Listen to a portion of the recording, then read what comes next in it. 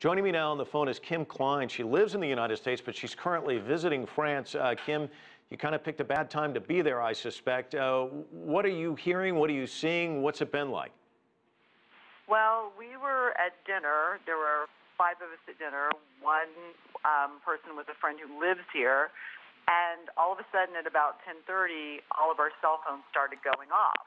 And we started looking, and in the whole restaurant, everybody's cell phones started going off. And first thing I saw was, "Are you okay? Are you okay?" And then we started getting texting. There's been bombings. There's been this. And, you think, well, some, smaller incident. But it was just constant. I mean, my phone has not stopped. Even as I'm talking to you, my text is going off. So, but we finished our dinner. Nobody seemed to panic in the restaurant. In the area we were in the 5th District, so we weren't super close to what was going on, but we are staying right near it, and we did walk back to our apartment, which...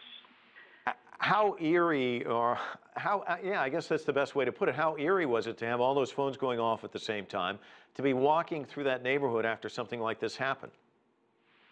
It was, well, the sirens started. There was an endless stream of sirens.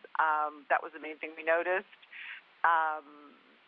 People were just kind of milling around and looking around. But like I said, no panic. A lot of people didn't know, because if you weren't on your phone, you didn't know, although it spread pretty quickly. When we walked home, by the time we walked home, the curfew had taken effect, and we had quite a long way to walk. There were no Ubers.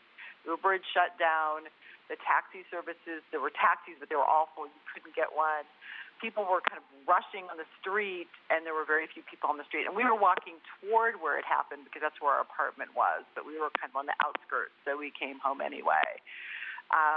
You can still hear the sirens outside now. But there are people walking around the streets, not a lot, but there are still a few people out there just walking around, walking their dogs, that sort of thing. I'm not going out there. No, I don't blame you. What does the police presence look like on the streets?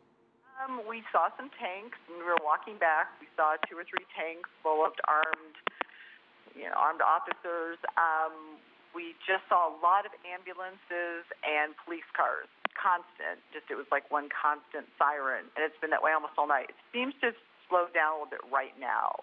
I don't hear it right now for the first time in about 4 or 5 hours. Kim, are you scared? A little bit. We were supposed to leave, well, more than a little bit. We were supposed to leave tomorrow morning.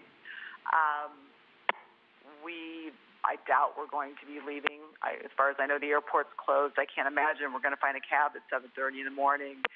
Yeah, it's scary. I mean, my daughter and my fiance are in Kansas City, and I don't want to be here. I want to go home. And your friend who lives there in France, what was their reaction? Well, he lives far away from here, and he walked us home just to be sure, because there were 4 women and him. And he's still here. He hasn't left yet. We had to convince him not to go back out on the street, because he's not. He lives so far away, he's not going to be able to get a cab. So he's here. He's still here. He's staying. Let me ask you about the family. I know you said you've been getting texts and phone calls. I'm sure you've probably talked to family members on the phone to reassure them. What was their reaction? Oh, well, they're all happy we're safe, but they keep feeding us news. Unfortunately, our TV doesn't work here, so I'm getting actually lots of news, as I'm listening before I was on here, and we're getting texts. I posted on Facebook that we're safe, and that seemed to kind of stop a lot of it. But like I said, they were very concerned, and they're just all glued to the TV set. So